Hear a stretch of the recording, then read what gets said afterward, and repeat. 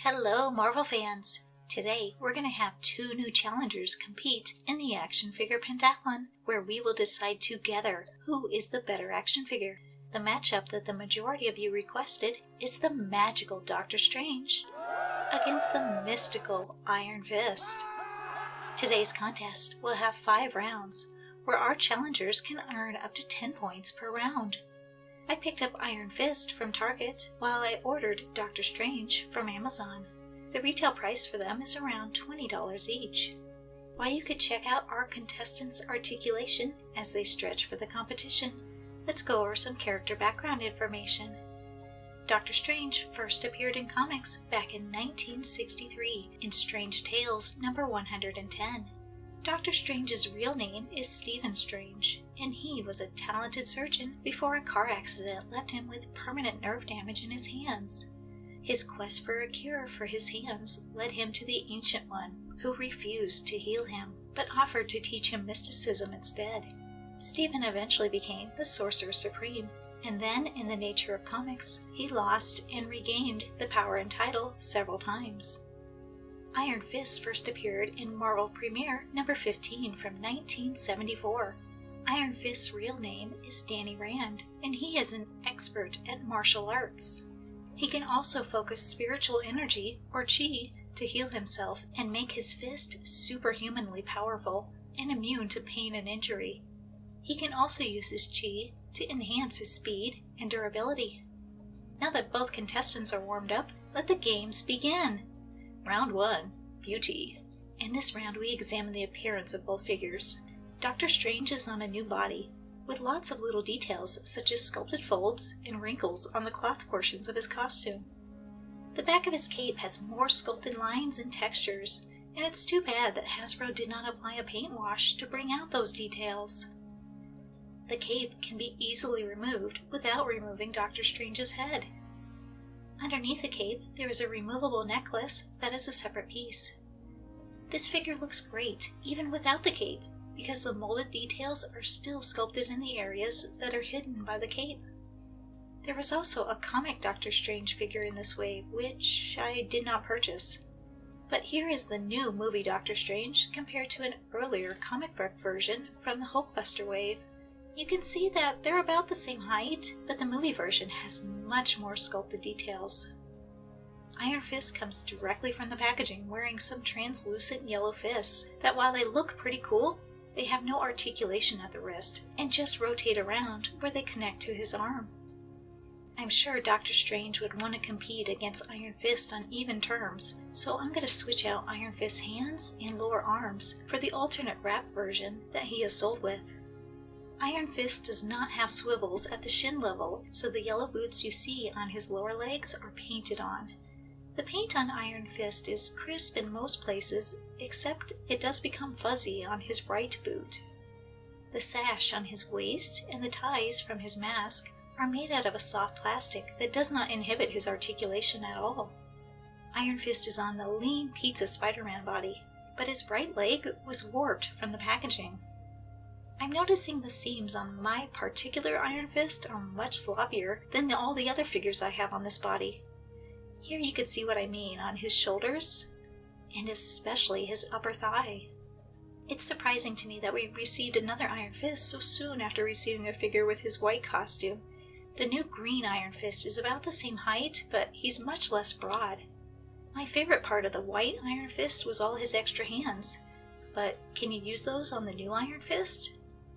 The green Iron Fist hands can be removed from the wrist, however the pegs on the older hands are much longer, and they won't fit all the way in the green Iron Fist wrist. Now on to scoring these two. Doctor Strange looks great with all those sculpted details, and I think he's a really interesting looking figure. Iron Fist is on a body we've seen before. He has some ugly seams on his plastic and some fuzzy paint. Doctor Strange is picking up the full 10 points this round, and Iron Fist is picking up 5. Round 2, Balance. Balance is a simple round consisting of how easy is it to get the figures to stand, and how stable are they once they're standing. Doctor Strange's cape has some weight to it, so it throws off his balance a little bit, but at least his legs and ankles are very sturdy. Iron Fist has the great balance you'd expect from the pizza Spidey body. Whichever one of these figures can stay standing the longest under the simulated condition of a bumped shelf picks up more points. Oh, well, I didn't expect that. While both withstood several bumps, it looked like they both started to topple at the same time. Well, this was a dud of a round. I'm gonna go ahead and give them 9 points each, I guess. Round 3, the chair. I don't always like to have my figures standing. Sometimes instead, I like to have them sit on the edge of a shelf or on my desk. So this round will test the lower body articulation of both figures and see how well they can sit. Iron Fist has the perfect sitting posture. He can bring his legs up to a 90-degree angle to his body, and his double-jointed knees allow him to sit comfortably in more than one height of chair, and his feet can rest flat on the floor. Dr. Strange, on the other hand, is one of the worst sitters we've seen in the Action Figure Pentathlon. The elaborate skirt, or wrap I guess you'd call it, on his costume looks great, but it really limits his ability to bring his legs forward. The plastic has a little bit of give to it, but not enough to prevent Dr. Strange from, well, looking like he's drunk. The only way he looks decent sitting is if you can find a thin enough stool for him to perch upon. Here he summoned the thread of Agamotto to rest upon. Iron Fist performed perfectly in this round, so he picks up 10 points. Dr. Strange manages to pick up 5 points because, well, I guess he looks okay on a stool. Round 4, food. The loser from our last Action Figure Pentathlon was the Peter Parker Ultimate Spider-Man, so he had to cook for today's contest. Why is there a slice of pizza missing?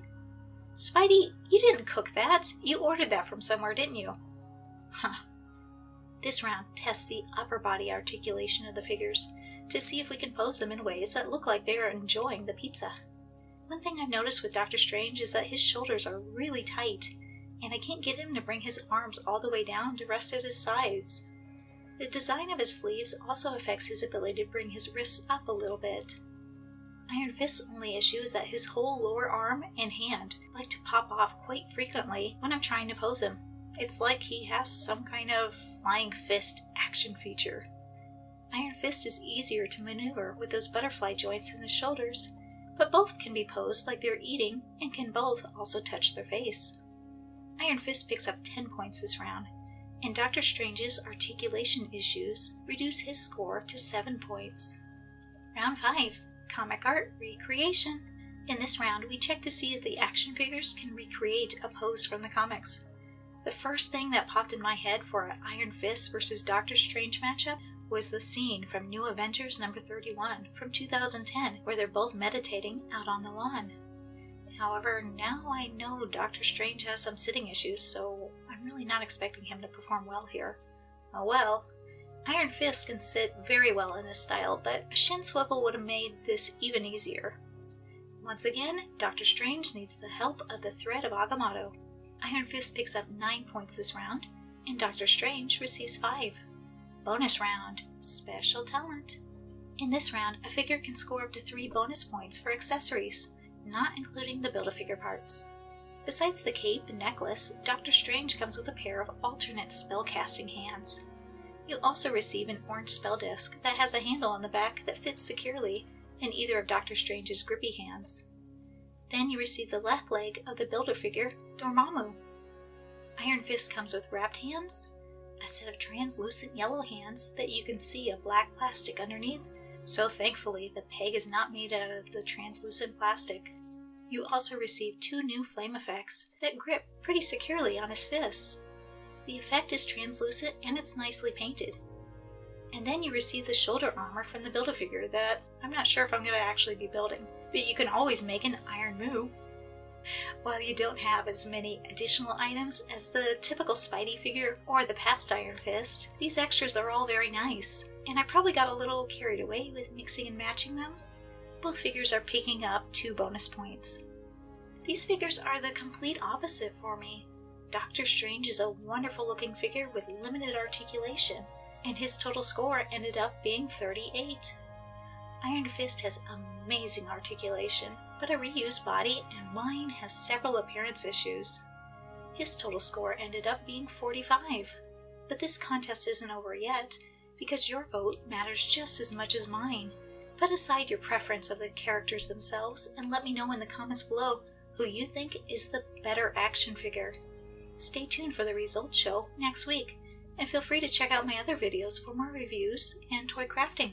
And thanks for watching.